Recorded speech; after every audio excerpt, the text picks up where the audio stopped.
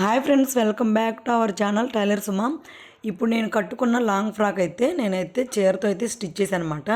చీరతోటి ఇంత మంచి long frock ఎలా కుట్టుకోవాలో నేను వీడియోలో చూపిస్తాను, చూసేయండి. దానికోసం ఫస్ట్ అయితే ఈ చీర అయితే తీసుకున్నాను నేను. ఈ చీర మన దగ్గర మిషన్ దగ్గర పట్టించి అంటే బ్లౌజులు కుట్టించుకొని సగం బ్లౌజులు తీసుకెళ్ళి మిగిలిన చీర ఈ ఒక్కటైతే వదిలేసి వెళ్ళారనమాట. ఈ బ్లౌజ్ వాళ్ళకి స్టిచ్ చేసిందే నేను.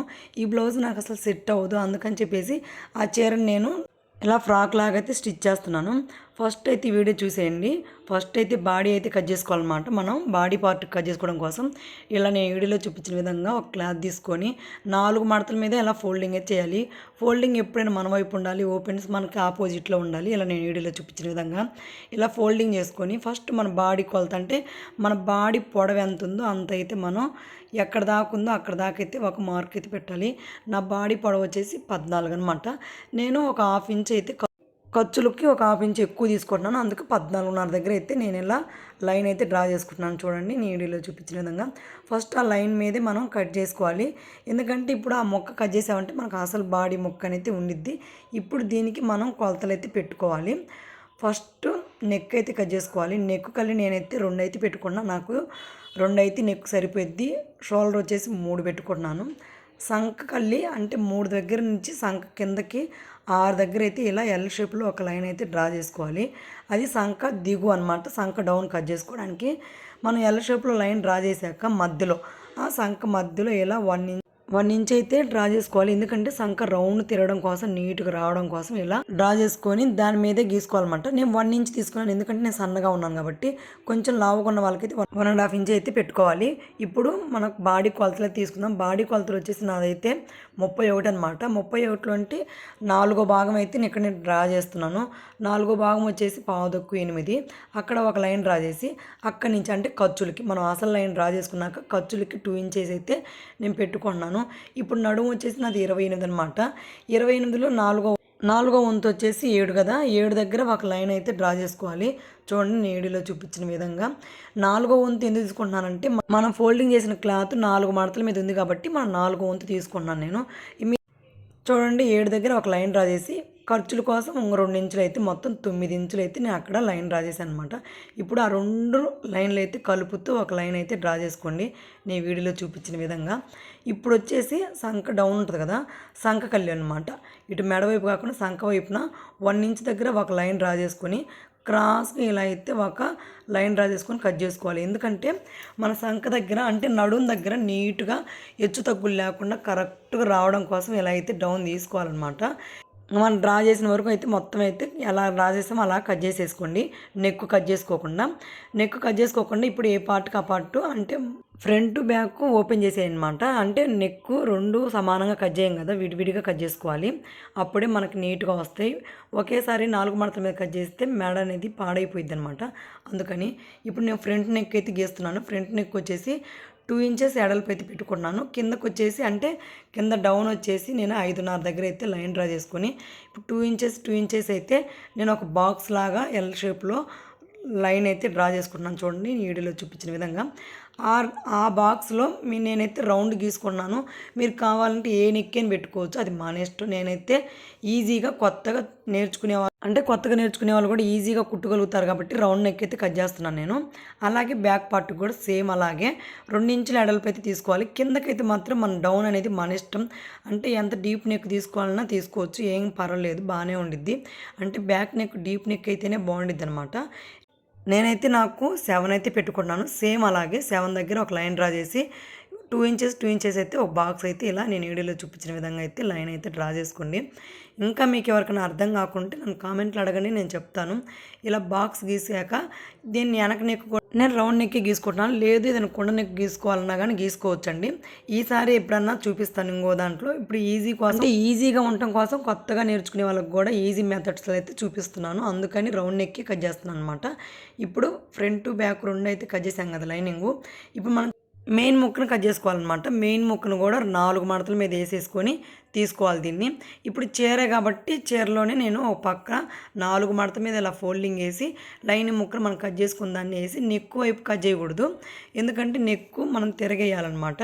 అందుకని నెక్ వైపు అయితే నేను కట్ చేయకుండా దానికన్నా కొంచెం ఎక్కువే కట్ చేసుకుంటున్నాను. సంక వైపు కానీ పైన కానీ ఎప్పుడైనా సరే కొంచెం మెయిన్ ముక్కని కొంచెం ఎక్కువే కట్ చేసుకోండి. లైనింగ్ ముక్కని మనం అసలు కొలతలు అవి పెట్టుకున్నాం కాబట్టి కొలతల ప్రకారం కుట్టుకోవచ్చు. ఎక్కువ కట్ చేసుకుంటం వల్ల మనకు వచ్చే నష్టమే లేదు. ఇప్పుడు బాడీ పార్ట్ అయిపోయింది కదా, ఇప్పుడు బాటమ్ పార్ట్ అయితే తీసుకుందాం. దానికోసం మిగిలిన ముక్క ఉంటుంది కదా చీరలో, దాన్ని అయితే మొత్తం ఇలా నేను వీడియోలో చూపించిన విధంగా మొత్తం అయితే 4 మడతలు, అంటే ఫోల్డింగ్ అయితే ఇలా 4 మడతలు వచ్చేటట్టు ఫోల్డింగ్ అయితే చేసుకోవాలి. చూడండి 4 అట్లా 4 వచ్చేటట్టు, అంటే 4 మడతల మీద చీర మనం కటింగ్ చేయాలన్నమాట. చూడండి అలా మొత్తం 4 మడతల మీద వేసేసి నీట్గా ఎక్కడైనా ఉగ్గు లేకుండా సరిచేసుకోండి అనమాట. చివర పైపింగ్ వచ్చింది కాబట్టి నాదైతే కొంచెం ముడగలాగా అనిపిస్తుంది, కాకపోతే నాకు అక్కడ దాకా కటింగ్ అయితే రాదు. కొంచెం హైట్ గల వాళ్ళైతే ఆ పైపింగ్ తీసేసుకొని, అంటే పైపింగ్ వస్తే తీసేసుకోండి, లేదంటే లేదు. ఇప్పుడైతే నడుము అయితే కట్ చేస్తున్నాను. చూడండి నడుముకి ఈ కార్నర్లో, నడుము వచ్చేసి పై పక్కన ఈ కార్నర్లో అయితే డ్రా చేసుకోవాలి. నా నడుము వచ్చేసి మొత్తం నేను పెట్టింది ఖర్చులతోటి 9 కదా, 9 ఎక్కడ దాకా వస్తుందో చూసుకొని అక్కడ దాకా అయితే మనం లైన్ అయితే డ్రా చేసుకోవాలి. నాకైతే పైనుంచి 4.5 ఇలా రౌండ్ గీయటం వల్ల నాకైతే అక్కడ 9 అయితే కరెక్ట్ సరిపోయింది.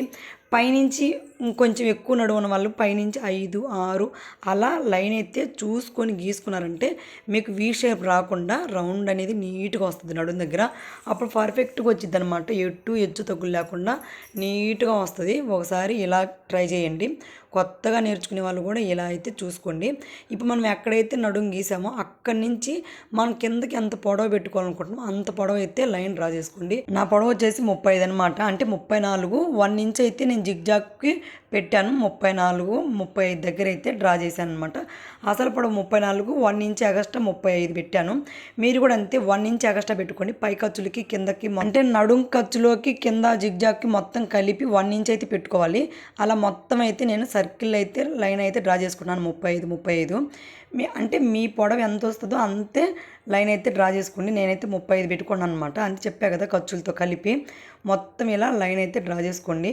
మీకు కనపడటం కోసం తిక్కుగా అయితే మళ్ళీ ఇంకోసారి అయితే లైన్ డ్రా చేస్తున్నాను. చూడండి ఇలా మొత్తం సర్కిల్ మొత్తం అయితే నీట్గా ఒకే లెవెల్ వచ్చేటట్టు అయితే గీసుకోండి. కొంచెం నిదానంగా అయినా, మీరు ఒక్కళ్ళే ఉంటే ఇంకెవరైనా సహాయం తీసుకోండి. అంటే మీకు ఒక్కరికి కుదరపోతే ఇంకా ఏరో వాళ్ళ సహాయం తీసుకొని హెల్ప్ తీసుకొని అలా రౌండ్ అయితే నీట్గా అయితే గీసుకోండి. ఎందుకంటే సర్కిల్ బాగా రావాలి కదా, మనకి ఎంత ఇమ్ము వస్తుందో అంత సర్కిల్ కూడా నీట్గా వస్తేనే బాగుండిద్ది.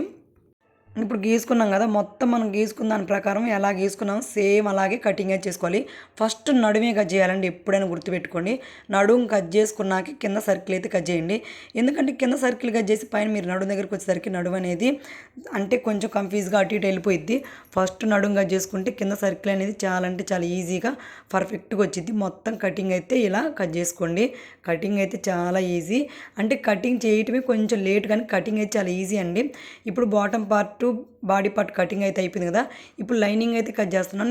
నేను లైనింగ్ 3 మీటర్లు తీసుకున్నాను ఫ్రెండ్స్, ఎందుకంటే పైన బాడీకి 80 పాయింట్లు, కింద బాటానికి 2.5 మీటర్ పట్టిద్ది.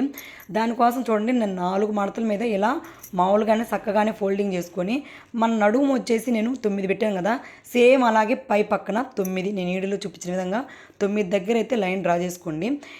తర్వాత పొడవు చూసుకోండి అనమాట. పొడవు నాది 35 కదా, ఈ పొడవు వచ్చేసి ఎంత ఉందో చూడండి, 32 అయితే ఉంది. కొంచెమే కదా తగ్గింది, ఏం కాదు, ఇంకా సరిపోయిద్ది అనమాట. నాకు వచ్చేసి మొత్తంగా చివరి దాకా 32 ఉండిద్ది కాబట్టి అటు క్రాస్గా ఒక లైన్ డ్రా చేసి ఆ క్రాస్ అయితే నేను కట్ చేస్తున్నాను. మీకు ఎవరికన్నా అంటే కొత్తగా నేర్చుకునే వాళ్ళకి ఈజీగా ఉండడం కోసం ఈ కటింగ్ అయితే చూపిస్తున్నాను. లేదంటే ఇంకో కటింగ్ కూడా ఉండిద్ది. లైనింగ్ అనేది మన ఇష్టం అండి, మనం ఏ రకంగా కట్ చేసుకోవచ్చు. లోపల ఇలా ఎమ్ము కూడా బాగా వస్తుంది ఈ కటింగ్ అయితే, అందుకని నేనైతే చాలా ఈజీగా ఉండిద్ది, చాలా బాగుండిద్ది, తొందరగా అవుతుందని నేను ఇలా అయితే కట్ చేసుకుంటాను. మీకు ఈసారి ఇంకో మెథడ్ అయితే చూపిస్తాను. ఫస్ట్ నేర్చుకునే వాళ్ళ కోసం అయితే ఇదైతే చూపిస్తున్నాను. ఇప్పుడు బాడీ పార్ట్ అయిపోయింది, బాటమ్ పార్ట్ అయిపోయింది. ఇప్పుడు హ్యాండ్స్ తీయాలి కదా, హ్యాండ్స్ వచ్చేసి వాళ్ళ బ్లౌజ్లోనే హ్యాండ్స్ నేను తీసుకొని నా సైజ్ అయితే చేసుకోవాలన్నమాట. ఇప్పుడు వాటిని ఉప్ప తీసేద్దాం. ఫస్ట్ ఉప్ప తీసాక నా సైజ్ అయితే కట్ చేసుకుందాం. ఫస్ట్ అయితే ఉప్ప తీసాను చూడండి. ఉప్ప తీసేసి మన పొడవు, అంటే నా చెయ్యి ఎంత పొడవు ఉంటుందో అంత పొడవు అయితే తీసుకుంటున్నాను నేను. ఖర్చులతో కలిపి నేనైతే 9 తీసుకుంటున్నాను నేను. 9 తీసుకొని లూజ్ అవన్నీ కరెక్ట్ పెట్టుకొని చూడండి. అంటే మనం పొడవు డ్రా చేసాం కదా, పైనుంచి కిందకి సంక డౌన్ అయితే నేను 2.5 తీసుకుంటున్నాను, సన్నగా ఉంటాను కాబట్టి. ఎవరికైనా 2.5 3 సరిపోయిద్దండి. సంక డౌన్ అనేది ఇలా తీసుకోవచ్చు. హ్యాండ్ అయితే ఇలానే కట్ చేసేది, సింపుల్గా ఈజీగా ఎవరైనా కట్ చేసుకోవచ్చు. హ్యాండ్ కటింగ్ అయితే ఇంతే. మనం పొడవు పెట్టుకుంటాం కదా, పైనుంచి 2.5 అయితే సంక డౌన్ తీసుకొని కట్ చేసుకోవటమే, అంతే. హ్యాండ్ కట్ చేసుకోవడం కూడా అయిపోయింది కదా. ఇప్పుడైతే మనం స్టిచ్చింగ్ అయితే చేద్దాం. కటింగ్ మొత్తం అయిపోయింది. ఇప్పుడు స్టిచ్చింగ్లోకి వెళ్దామండి. ఫస్ట్ మనం స్టిచ్చింగ్కి బాడీ పార్ట్ ఉంది కదా, బాడీ పార్ట్లోని మెయిన్ ముక్కని తీసుకొని ఒక ముక్కని తీసుకొని రైట్ సైడ్ వేసి మనం లైనింగ్ ముక్కని దానిపైన అంటే రైట్ సైడ్ని వేసేసి మనం స్టిచ్ చేసుకోవాలన్నమాట. మీరు పైపింగ్ వేసుకోవాలంటే పైపింగ్ వేసుకోండి. నేనైతే జస్ట్ ఈజీగా ఉండటం కోసం మెడ తిప్పేస్తున్నాను. ఎవరైనా అంటే కొత్తగా నేర్చుకునే వాళ్ళు కూడా ఈజీగా కుట్టుకోగలుగుతారు కదా. ఇలా అయితే మెడ అయితే పాదం ఖర్చు మీద ఒకే లెవెల్లో వచ్చేటట్టు అయితే స్టిచ్ చేసుకోండి. మీకు జరుగుతుందంటే పిన్నులు అయితే పెట్టుకోండి ఫ్రెండ్స్. నేనైతే పిన్నులు అయితే పెట్టట్లేదు. ఒకే లెవెల్లో నీట్గా నిదానంగా అయితే కుట్టుకోండి. నేను ఫార్వర్డ్ కొంచెం స్పీడ్ పెట్టా కాబట్టి మీకు స్పీడ్ అనిపిస్తుంది, కానీ నేను కూడా నిదానంగా కుట్టాను. చూడండి, మధ్యలో ఉన్న మెడ అయితే కట్ చేసి రౌండ్ తిరగడం కోసం ఇలా కట్స్ అయితే పెట్టుకోండి. ఇలా కట్స్ పెట్టడం వల్ల రౌండ్ నెక్ అనేది నీట్గా ఉగ్గు లేకుండా పర్ఫెక్ట్గా వచ్చిద్ది. మీరు కట్ చేసేటప్పుడు కొంచెం అంటే కుట్టేసాం కదా, ఆ కుట్టు దాటకుండా కట్ చేసుకోవాలి. అదొకటి గుర్తుపెట్టుకోండి. ఇప్పుడు ఫోల్డింగ్ అంటే రివర్స్ ఫోల్డింగ్ చేశాక పైన అయితే ఇలా స్టిచ్ చేసుకోండి నీట్గా. దాని పక్కన అంటే ఎడల్పు పోకుండా నీట్గా దాని మీదే స్టిచ్ చేసుకోండి. ఇలా సరి చేసుకుంటూ రౌండ్గా ఇలా ఒకే లెవెల్లో స్టిచ్ అనేది నీట్గా చివరి వరకు వేసుకోండి. కొంచెం నిదానమైన పర్లేదు, ఎందుకంటే ఒకే లెవెల్లో స్టిచ్ చేసుకుంటేనే మెడ అనేది మనకి డ్రెస్ మొత్తంలో మెడే బాగుండాలి. మెడ కుదరపోతే డ్రెస్ అనేది చెడిపోయిద్ది. అందుకని నీట్గా కుట్టుకోండి ఫ్రెండ్స్. ఇప్పుడు కుట్టాక ఇప్పుడు మనం మెయిన్ ముక్కని లైనింగ్ ముక్కని అయితే జాయిన్ చేసుకోవాలి కదలకుండా. ఎందుకంటే మనం లైనింగ్ ముక్కే కదా కొలతల ప్రకారం పెట్టుకుంది, అందుకని స్టిచ్ చేసుకోవాలన్నమాట. దాన్ని కలుపుతూ నీట్గా మొత్తం ఇలా స్టిచ్ చేసుకున్నాక ఖర్చు ఉండిద్ది కదా, మనం లైనింగ్ కన్నా ఎక్కువగా చేసాం కదా మెయిన్ ముక్కని, అదైతే మొత్తం కట్ చేసుకున్నాక ఇలా అయితే రెడీ అయిపోయిందండి. ఇప్పుడు ఫ్రంట్ పార్ట్ రెడీ అయిపోయింది. ఇప్పుడు బ్యాక్ పార్ట్ కూడా సేమ్ అలాగే రెడీ చేసుకోవాలి. ఇప్పుడు రెండు అంటే ఫ్రంట్ బ్యాక్ రెండు రెడీ అయినాయి కాబట్టి ఇప్పుడు వాటిని షోల్డర్లు అయితే జాయిన్ చేయాలి. షోల్డర్ జాయిన్ చేసేటప్పుడు రైట్ సైడ్ వేసి రెండు రైట్ సైడ్కి అంటే కలిసేటట్టు వేసుకొని ఇటువైపు నెక్ వైపు ఒక గీత గీసుకొని అక్కడైతే రఫ్ లాగాలి, ఎందుకంటే ఊడిపోకుండా. మనం రెండు రైట్ సైడ్ వేసుకొని రాంగ్ సైడ్ స్టిచ్ చేసుకోవాలండి. నేను వీడియోలో చూపించిన విధంగా వేసుకునేటప్పుడు నెక్ వైపు అయితే మాత్రం ఖచ్చితంగా రఫ్ అయితే లాగి రెండు కుట్లు అయితే వేసుకోండి. అప్పుడే స్ట్రాంగ్గా ఉంటాయి, ఊడిపోకుండా ఉంటాయి అన్నమాట. అందుకని ఇలా రెండు షోల్డర్లు అయితే జాయిన్ చేశాక మనం హ్యాండ్స్ అయితే రెడీ చేసుకోవాలి, ఎందుకంటే మళ్ళీ హ్యాండ్స్ కుట్టుకోవాలి కదా. ఇప్పుడు బాడీ పార్ట్ రెడీ అయిపోయింది. ఇప్పుడు హ్యాండ్స్ అయితే తయారు చేసుకుందాం. హ్యాండ్స్ నాకైతే కొంచెం ఆల్రెడీ లైనింగ్ అంటించిందే కాబట్టి దానికి ఇంకా లైనింగ్ అంటించేది ఏమి ఉండదు. కాకపోతే ఆ డిజైన్ వరకు నేనైతే మడుద్దాం అనుకుంటున్నాను. దానికోసం అయితే ఆ డిజైన్ ఎక్కడ దాకా ఉందో అక్కడ దాకైతే ఇలా ఫోల్డింగ్ చేసి ఒక స్టిచ్ అయితే వేసుకుంటున్నాను నేను. మామూలుగా అయితే మీరు లైనింగ్ కూడా అంటించుకోవాలి, లైనింగ్ వేసి ఉంటుంది కాబట్టి.